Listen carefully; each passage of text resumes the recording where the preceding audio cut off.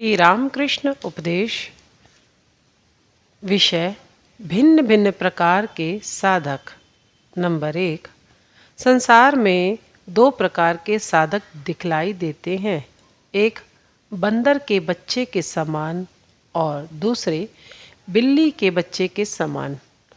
बंदर का बच्चा पहले अपनी माँ को पकड़ता है, फिर माँ उसको साथ लेकर यहाँ वहाँ घूमती है। बिल्ली का बच्चा केवल एक स्थान में रहकर म्याऊं म्याऊं करता रहता है, फिर उसकी माँ उसकी गर्दन पकड़कर इधर उधर ले जाती है।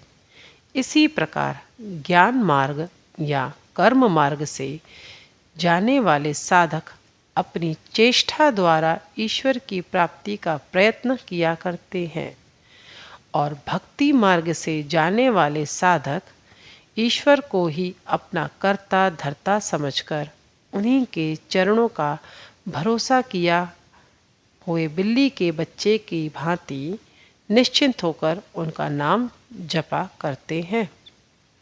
नंबर 2।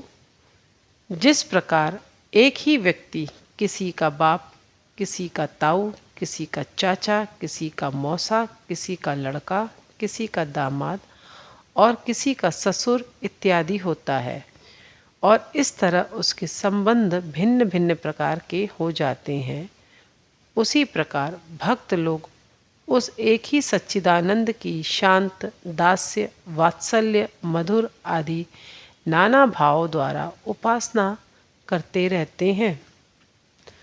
नंबर 3।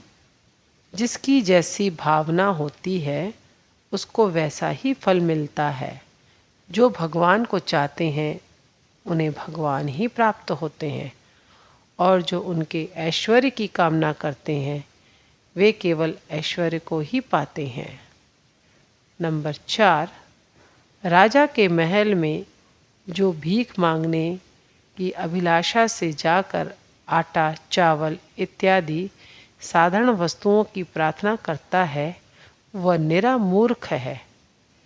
राजाधिराज भगवान के दरवाजे पहुंचकर ज्ञान, भक्ति आदि रत्नों की प्रार्थना न करके जो अष्ट सिद्धियां आदि सांसारिक तुच्छ वस्तुओं की याचना करता है, उसकी बुद्धि को क्या कहा जाए।